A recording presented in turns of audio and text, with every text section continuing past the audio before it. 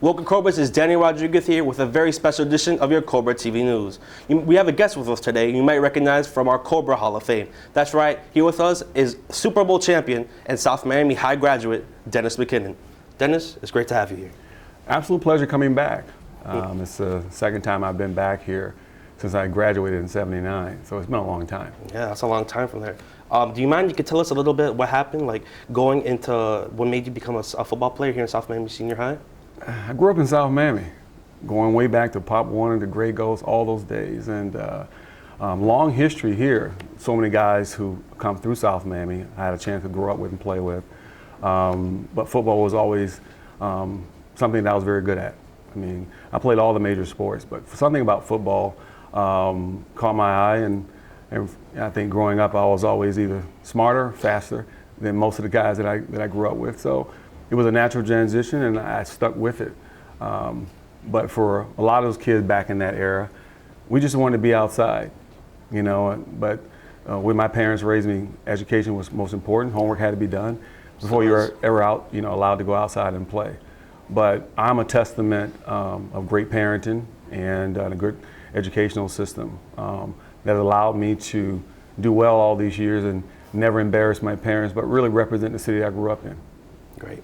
And here we have the Golden Football presented by High School Honor Roll, and it's presented by 2,000 schools, and more than 3,000 ex-NFL players are presented with this football. It's great to have it. And now we'd like to take it to a little short video on how the footballs were made. Surrounded by farmland in northwest Ohio is Ada, population just under 6,000, and home of the Wilson Football Factory.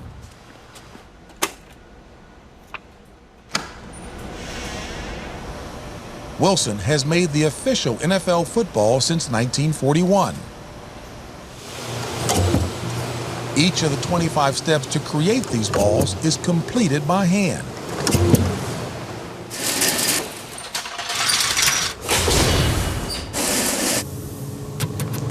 This year, they're making golden footballs.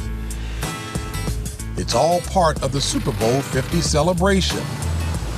The Super Bowl High School Honor Roll program will be recognizing nearly 3,000 players and head coaches. Thank you, sir. Here you go.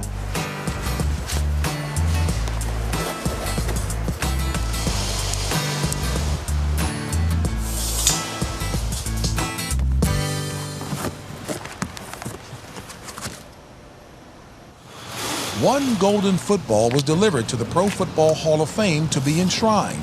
But first, it took a symbolic journey through Canton, Ohio. Today, we're going to take the first ball, and we're going to pass it from this point where the game began. We're going to place it at the Pro Football Hall of Fame. 2,000 local kids were part of the pass. It's exciting to see the look on their faces, passing that football, being able to touch it, knowing it's going to be sitting in the Hall of Fame, knowing that a football like that will be in high schools across America, representing those men who have played and or coached in Super Bowls. That's what it's all about. I mean, I hope some kids see that and say, hey, that's going to be me one day. Inside the 10, head first, he dives inside the 5-yard line. It's going to be picked up, he's running up the sideline. How in the world did he do that? It's good! Touchdown Bears! No way!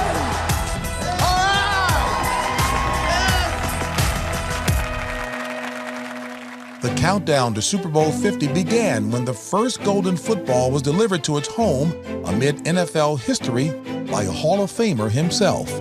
After all, the story of America's biggest game is told through the players and coaches who made it there. Some great moments represented in this hall. Joe Montana. What a catch this was right here. Whew. It's Antonio Holmes. I don't know how he did it. The golden football to me is about don't ever forget where you came from. You've got to dare to dream about the impossible. To be able to present, my high school with the golden football means a lot to me. The Super Bowls that I played in, I know I thought about high school. All that hard work was certainly worth it to be part of Super Bowls. Tell us a little bit about your experience in the Super Bowl and playing with the 1985 Bears, who are now going on as one of the best teams in NFL history. It is the best team ever. And so, and the great thing about that is represented by one of your Cobra alumni, which is me. So from that standpoint, I have always been and always will be Cobra. So from that standpoint, over the last 30 years, I've represented South Miami and South Miami High School tremendously well, and I'm tremendously proud of that. It's just unfortunate that not too many other great players have come out of here. One in particular, the late, Derek Thomas, who I had an opportunity to watch play. But it's a very short roll call for those who graduated and gone on to do great things for this school. So whenever you get some of your own, learn to treat them like royalty. Yeah.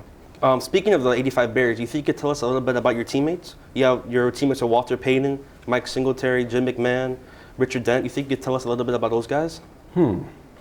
Well, I'll tell a quick story. Singletary, Otis Wilson, Dan Hampton, Steve McMichael, Gary Fensick. They were all on the Bears in 80, 81, 82 when the Bears weren't winning. My particular class that came in 83 brought in Richard Dent, Dave Durson. Amazing class. Second year of that, we went Wilbur Marshall and William Perry. And on the offensive side was me, Willie Gault, Jimbo Covert, and Tom Thayer. That's the class that put the Bears together to win the Super Bowl. So all those guys were great on defense early in their career, but they weren't great until we got the right pieces. So to me, it doesn't matter how great you are in a team sport. If you don't get the right pieces, you don't win. And it has to be a serious attitude about what your goal is. So that way you check your ego at the door and you show up at work every day to become better. A team game, everyone has to do their part. So all those guys, a lot of them are Hall of Famers, or they were all pros in their playing days, but they were nobody until teams started winning. Yeah. So people have a tendency to always want to put the spotlight on the guys who got all the notoriety. But it wasn't until all the guys who were on the back end, the role players, that made you better, made you a great player, so that every time you showed up to work, you didn't take a day off. Yeah. This is a passion about playing sports. God doesn't give you talent for nothing. He gives you an opportunity to be great, but that's up to you in terms of how you fulfill that. And you were coached under Mike Ditka, a Hall of Fame NFL coach and tight end from the Bears also. You mind telling us a little bit about him and how he helped you during your tenure with the Chicago Bears? Well, let me clarify something. Buddy Ryan, who is failing in health right now, probably one of the most genius defensive minds the National Football League's ever seen, was the guy who signed me. Wow. And most people don't know that. Mike Ditka was the head coach, but Mike Ditka didn't coach me. Mike Ditka still today is revered for coaching the 85 Bears, but we're the ones who did all the work. So from that standpoint, I think it's about a dedication to be better, to become great, and to not continue to lose. And when I got to the Bears, they were a losing franchise. With a lot of guys that we came in, we got the right players, and the mentality changed, and we wanted to be feared, and I think we were for a period of time. But Coach Ditka was the perfect coach at that time. We had great cast of characters, but guys who loved to win, and I think it showed during the 80s. And you guys played in one of the most weather games, you could say, in history, the Fog Bowl, against the Eagles and Buddy Ryan. You had a great game that game. You had 4 receptions for over 100 yards and a touchdown. You mind elaborating on that game? That was the first half. Just the first half? Wow. Second half we couldn't see. So it was interesting concept. Buddy Ryan was the head coach of the Philadelphia Eagles at that time. Mike Tomczak was our quarterback, and it was a great game. And by the second quarter, fog starting to roll into Soldier Field. Came out in the second half, midway through the third quarter, everything from the hash marks to the sideline you could not see within 10 feet. And systematically, the league normally is supposed to reach out to both head coaches or the owners, determine whether or not they want to call the game. And the myth is that we hid our owners so they couldn't find us in the third quarter because we had a lead at that point. Tremendous ball game. What I remember about it, by the late, great Reggie White played, and the late, as well as Todd Bell played with the Eagles as well. But it was difficult winning against our former head coach, and my defensive coach, and Buddy Ryan. But when you come to Soldier Field, it's different. It's a little different because we try not to lose at home. But it was a great ball game. Everybody talked about the fog, and you couldn't see it, you couldn't announce it. But I'm glad that we scored early because it would have been a little difficult, in the second half. The fact that there was no visibility. It was also a playoff game, right? Playoff game. I mean, and can you elaborate maybe how that season went for you guys? And that was 88. We ended up losing in the conference championship because of the San Francisco 49ers and the great Jerry Rice. So, I mean, we had a great run in the 80s, but that was a pretty good year that year, one of my best years with the Chicago Bears. But still hurts me that we lost another home game in the playoff en route to the Super Bowl. So 85 was just a very, very special year. Going to the players of today, do you think you can compare like how the wide receivers play today to how you did in the 80s? Please. We blocked on my day. Yeah, because now there's a whole bunch of regulation. You can't touch the receivers. We barely wore gloves. We played in the elements. There was not a jumbotron in every stadium. You were actually able to hit and cut guys downfield. You can't really touch anybody anymore. Guys don't wear thigh pads, don't wear knee pads. I'm like, really? If you're unprotected, you're not going to make it through 4 quarters. The rules have changed now where anybody can put up stats. It's an offensive game, and that's really attributed to fantasy football. You know, and from that perspective, you might have a guy who catches 100 balls. Yeah, but you're averaging 7 yards a catch. That ain't impressive. You know, so it's a different time. It's more so about me, about stats, about individuals. That's why so many guys promote themselves. But the mentality is a little different. The league really is about moving the needle in terms of ratings, in terms of numbers, so it's a watchable game. And as an old player, am I image of today's player? No, because our guys went on strike. They created freezing so today's player can make the kind of money they're making. But, you know, it's our fraternity. And whether you play today or you played yesterday, they have an opportunity to play in National Football League. It's a dream come true for every kid who wants to play this game. Can't do anything about when you're born. Bottom line is when you have an opportunity to be on stage, perform. And also, can you tell us, because the league right now is going through a whole system of concussions. Yeah. It's all over Roger Goodell. They even made a movie about it, chronicling the concussions. Do you think tell us a little bit about how they were back then in the 80s? Like, were the helmets different? Like, can you tell us? Immovable force versus immovable object. One thing about a helmet, if you get hit running full speed with another guy on a collision course, the helmet moves. But also, the vibration, the brain moves. So the helmet doesn't really protect you. It doesn't. It's just, it looks good. It's for showpiece. The concussion situation really started from safety with the National Football League when Dave Dewars and my teammate committed suicide. Wow. You know, so understanding that and playing with him.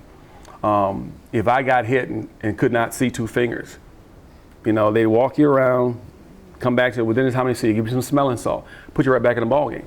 Nowadays, there's a protocol. There's a protocol. They take your helmet, you got to go in for a test, and you got to go through protocol all week in practice before they allow you to even practice again. So what's different today than what happened 20, 30 years ago? It's all about money. The fact that parents, mostly moms, we're not going to let their kids play. Little League up is the C for the National Football League. You cannot afford to allow your players not to play this game. So we're going to show that we're really concerned about your health. And no, you're not. You know, so I deal with a lot of retired players, a lot of them not doing well. That once you stop wearing their uniform, you're on your own. You know, so it's smoke and mirrors in terms of what, you know, and people really, really care about you. You know, you have shelf life when you play this game. Play it as long as you can, get as much money as you can, and do everything you can to make sure physically that you can survive in the world we live in on your own. Because a lot of times that's where you end up. Because a lot of players now are retiring early. We saw Marshawn Lynch retiring, Calvin Johnson, and the reason why they can do that because they got more money up front. My guys, when I air, most of them had second jobs. There was no guaranteed money. Yeah. So players can afford to leave early now. That's the difference. Yeah, players can also go into other jobs. Maybe they want to go to ESPN. When you're making that kind of money, you ain't got to work nowhere else. True. And now we have some questions from our own football players. Mr. Mckinnon, when you stepped on the field, would you call yourself the best player on the field? Are we talking high school, college, or pro? Nah, all the time. I can say this, very simple. If you are a starter, then you beat not anybody. I was a starter my entire life, going from Little League. I've never lost a job to anybody. Didn't matter who they brought in, I was always going to be better because I was always better prepared. I had the mentality that you might be a step faster, but when the game's on the line, they're going to look for me. You might be the best player on defense, but I'm going to take your lunch money every single day. That's the attitude you got to have. And I said, call your mama because 911 is about to come because I'm about to score.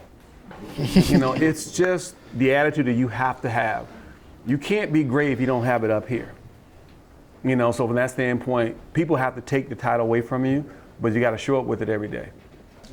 Would you call winning the Super Bowl the best moment of your life? No. I think it's an extension of my life. I think being the first in my family to graduate from college, big moment. Being the first in my family in terms of my traditional in history as a lineage family to be in the White House with the first Afro-American president, President Barack Obama. Proudest moment, because to me, standing behind the president, having a chance to have dialogue and looking at the journey and everything that my family and our forefathers have gone through, to be sitting there in that moment, it doesn't get any better than that. And I think it shows you that history is possible. You just have to believe, and all things are possible. It is a pleasure coming back to South Miami Senior High. After all these years, I can say I'm proud to be from South Miami. For all the players who've come before me and after me, is a tribute to the school that kind of started giving me a name. And for all the great coaches that I had here, one who's here today, and Coach Pascal, I am thankful to say that I am a Cobra. And on behalf of the National Football League, and specifically my Chicago Bears, we want to be able to present this ball to you in honor of the 50th anniversary of the National Football League. And for one of the players who came from your school and who's happy to come back and show that greatness can happen, and it has to start somewhere, and it started here.